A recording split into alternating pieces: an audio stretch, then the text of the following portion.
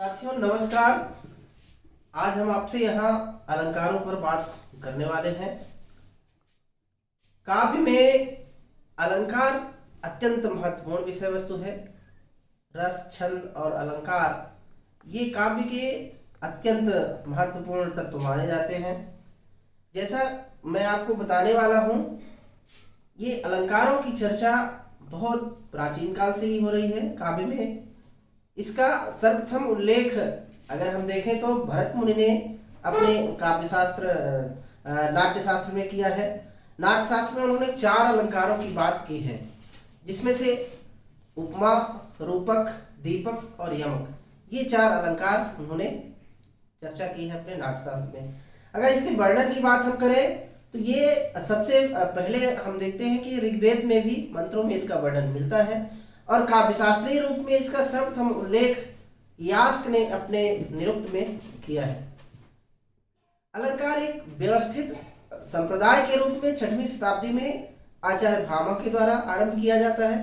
आचार्य भामा ने अपने काव्य अलंकार नामक ग्रंथ में अलंकारों का विधिवत वर्णन किया है। वहां से अलंकार संप्रदाय का विधिवत आरंभ होता है।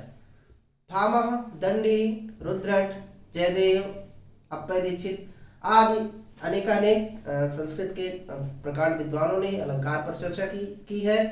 तो ये अलंकारवादी जो आचार्य हैं, इन्होंने अलंकार को काव्य का प्रमुख तत्व माना है।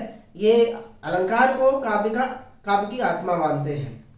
जैसा कि मैं आपको बताना चाहता हूँ, काव्य में रस के बाद अलंकार का अत्यधिक महत्व है, लेकिन अलंकारवादी आचार्यों ने रस से प्रधान तत्व माना है अलंकार को। अलंकार को उन्होंने काव्य की आत्मा माना है और रस को काव्य का बाह्य तत्व माना है। तो इस तरह से उन्होंने अलंकार की प्रतिष्ठा काव्य के मुख्य तत्व या प्रधान तत्व के रूप में की है। आचार्य केशवदास ने कहा है, यद्यपि सुजात सुलक्षणी सुवर्ण सरस सुवृद्ध भूषण बिनु न विराजे कविता बनता मित्र। मतलब यद्यपि अत्यंत सुवर्ण हो, उत्तम जाति में हो, कुल में हो, लेकिन अगर वो आभूषण से विहीन है, अलंकार से विहीन है, तो वो स्त्री सुशोभित नहीं होती है। उसी प्रकार से अत्यंत सुवृत्त छंदों से युक्त होने पर भी काव्य रचना यदि अलंकार से युक्त नहीं है तो वो शोभा नहीं पाती है। तो इस तरह से हम देखते हैं कि अलंकारवादी आचार्यों ने काव्य में अलंकार को मुख्य तत्व माना है। अगर हम परिभाषा की बात करें तो दंडी की परिभाषा सबसे महत्वपूर्ण है। उन्होंने कहा है, काव्य शोभा करान धर्मान। काव्य शोभा करान धर्मान अलंकारान प्रचक्षते। मतलब काव्य मुख्य तत्व, काव्य शोभा करान, काव्य के शोभा कारक जो धर्म है, काव्य की शोभा बढ़ाने वाले जो धर्म है, उन्हें अलंकार कहते हैं। अलंकरोति इति अलंकार है, ये भी कहा गया, अलंकारों के विषय में कहा गया है अलंकरोति इति अलंकार है। जो अलंकृत करे, जो सुशोभित करे, वो अलंकार है। भामा ने कहा है, भामा ये कहते हैं कि न कांतमपि निर्भूषम विभाति वनिता मुखम। मतलब कांति से युक्त सुंदर सुवर्ण स्त्री यदि निर्भूषम है, आभूषण से विहीन है, तो उसका मुख सुशोभित नहीं होता है। उसी प्रकार से अलंकार से विहीन काव्य भी सुशोभित नहीं होता है। तो अलंकारवादी आचार्यों ने अलंकार की प्रतिष्ठा अत्यंत महत्वपूर्ण तत्व के रूप में की है। अलंकार शब्द 2 शब्दों से बना है, जिसमें अलम धन कार, जिसमें अलम का अर्थ है शोभा, आभूषण, और कार का मतलब है बढ़ाने वाला। यानी काव्य की शोभा बढ़ाने वाला जो धर्म है वो अलंकार कहलाता है।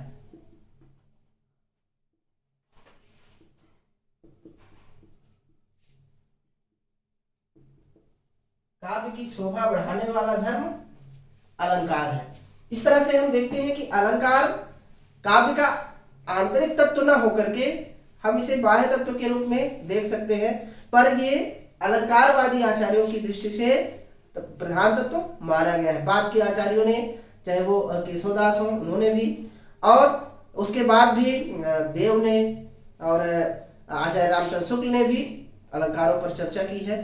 तो हम ये अलंकारों की परिभाषा देखते हैं। इसके बाद अलंकारों का जो वर्गीकरण है, तो अलंकारों का वर्गीकरण किन रूपों में किया गया है, इसको हम देखते हैं। अलंकारों का जो वर्गीकरण है वो मुख्य रूप से 3 रूपों में किया जाता है। शब्दालंकार,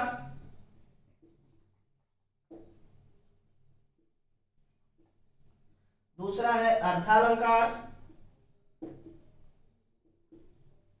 और तीसरा है उभयालंकार।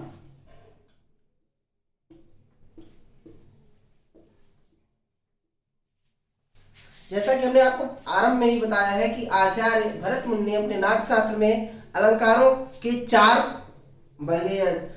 अलंकारों की ही चर्चा की है। उसके बाद कुवलयानंद ने 5 अलंकारों की चर्चा की है, और फिर आचार्य भावा ने 35 अलंकारों की चर्चा की है। आचार्य दंडी ने 36 अलंकारों की चर्चा की है, और ये अलंकारों की संख्या संवर्धित और बढ़ती गई है, और बाद में ये आचार्य जयदेव ने 125 अलंकारों की चर्चा की है। तो इनमें से जो शब्दालंकार है, अर्थालंकार है और उभयालंकार, उनका वर्गीकरण किया गया है। कुछ आचार्यों ने तो अलंकारों का 7 आधार पर वर्गीकरण किया है, जिसमें विरोध मूलक, सादृश्य मूलक, न्याय मूलक, समता मूलक। तो इन आधारों पर, लेकिन जो प्रधान रूप से अलंकारों का वर्गीकरण है वो 3 रूपों में मिलता है, जिसमें शब्दालंकार का तात्पर्य है जहां पर शब्दों के माध्यम से, शब्दों के द्वारा शब्दों के द्वारा काव्य की शोभा बढ़ती हो, काव्य में चमत्कार उत्पन्न होता हो, काव्य प्रभावशाली दिखता हो, उसमें आकर्षण दिखता हो, वहां शब्दालंकार होता है। शब्दों के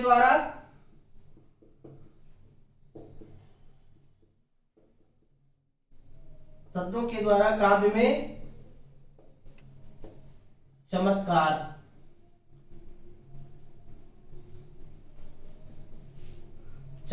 या शोभा होना, तो यहां पर हम शब्दालंकार कहते हैं। और अर्थालंकार में अर्थ के द्वारा, जहां अर्थ के द्वारा काव्य की शोभा में वृद्धि हो।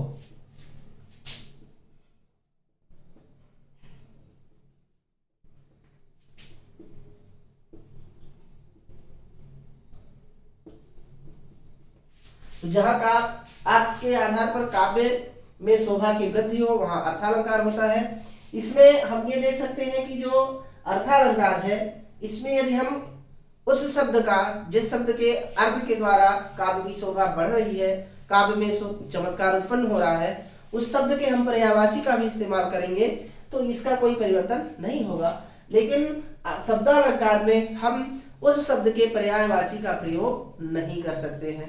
तो ये शब्दालंकार और अर्थालंकार की ये परिभाषा है। इसमें उभयालंकार, तो उभयालंकार में जहां शब्द और अर्थ दोनों प्रकार के अलंकार में प्राप्त हों, एक ही दोहा में, एक ही छंद में, एक ही पद में, जहां हमको काव्य में शब्द और अर्थ दोनों के आधार पर काव्य की शोभा बढ़ी हुई दिखे, वहां हम उभयालंकार मानते हैं। तो इस तरह से हम ये अलंकारों का वर्गीकरण देखते हैं। अब इसमें जो शब्दालंकार में मुख्य रूप से 7 प्रकार के अलंकार हैं, 6 प्रकार के, 7 प्रकार के, कहीं कहीं जो है और अधिक भी इनकी संख्या दी गई है। लेकिन जो मुख्य है उसमें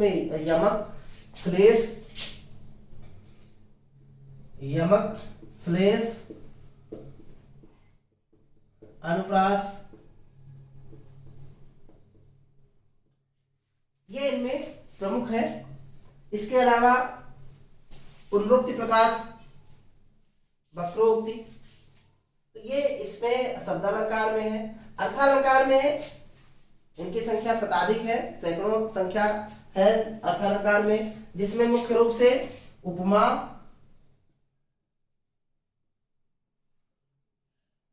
रूपक, उत्प्रेक्षा आदि। इस तरह से हम अलंकारों का जो वर्गीकरण है, इनका प्रकार है, उसे हम देख सकते हैं। इसके पश्चात हम एक यहाँ पे उदाहरण देख लेते हैं। उपमा अलंकार पर हम चर्चा कर लेते हैं।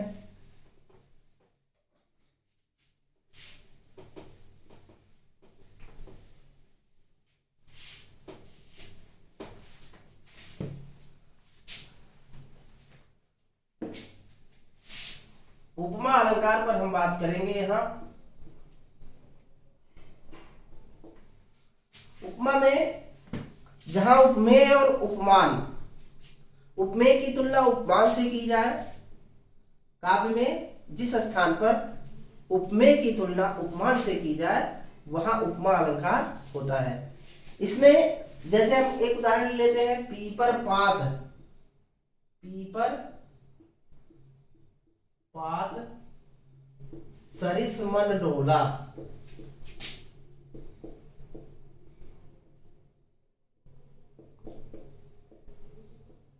पीपर पात सरिस मन डोला।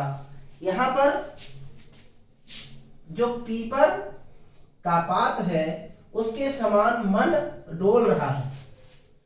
तो ये मन की तुलना पीपल के पत्ते से की जा रही है। तो यहाँ उपमेय की तुलना उपमान से की जा रही है। सादृश्य समानता के कारण समानता दिखाई जा रही है, तो यहाँ पर उपमा अलंकार होगा। हम इसको अगर परिभाषा के रूप में लिखें तो जहां काव्य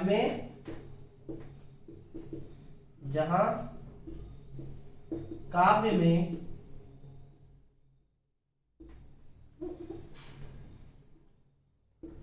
उपमेय की तुलना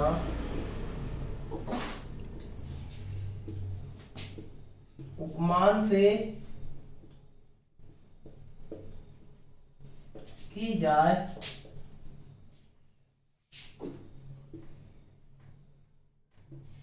वहां उपमा अलंकार होता है।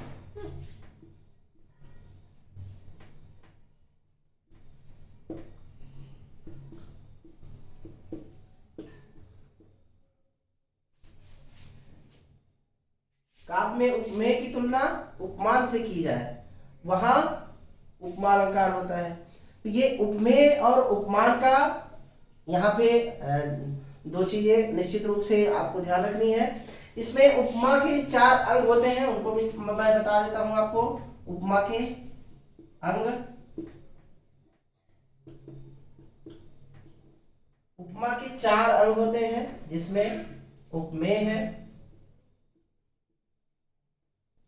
दूसरा उपमान है, साधारण धर्म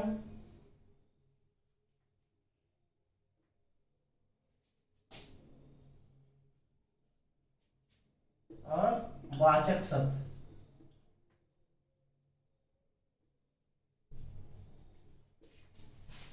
उपमेय जिसकी तुलना की जाती है, उपमान जिससे तुलना की जाती है, साधारण धर्म जिस धर्म में जिस गुण की तुलना की जाती है, और वाचक शब्द जैसे सासी, सरिस, जैसे इसमें सरिस ये वाचक शब्द है। मन उपमेय है, पीपर पात ये उपमान है, और डोला ये उपमेय वो वाचक शब्द है, साधारण धर्म है। ये साधारण धर्म है डोला। मन जो है डोल रहा है पीपर के पत्ते के समान। सरिस यहाँ पे ये वाचक शब्द है, और पीपर पात उपमान है। तो इस तरह से हम इसमें उपमा अलंकार को हमने देखा, उसको सीखा। इसके पश्चात उपमा के कई भेद भी होते हैं, जैसे अर्थोपमा है, लुप्तोपमा है, पूर्णोपमा है। तो हम इनको भी जो है जान सकते हैं। लेकिन आपको ये उपमा अलंकार के विषय में जानकारी दी गई। ये उम्मीद करते हैं कि आपको जानकारी उपयोगी लगी होगी। आप इसके विषय में कमेंट बॉक्स में बताएं, और चैनल को हमारे सब्सक्राइब करेंगे तो बहुत अच्छा रहेगा। आपको अन्य वीडियो भी ऐसी मिलती रहेंगी। धन्यवाद।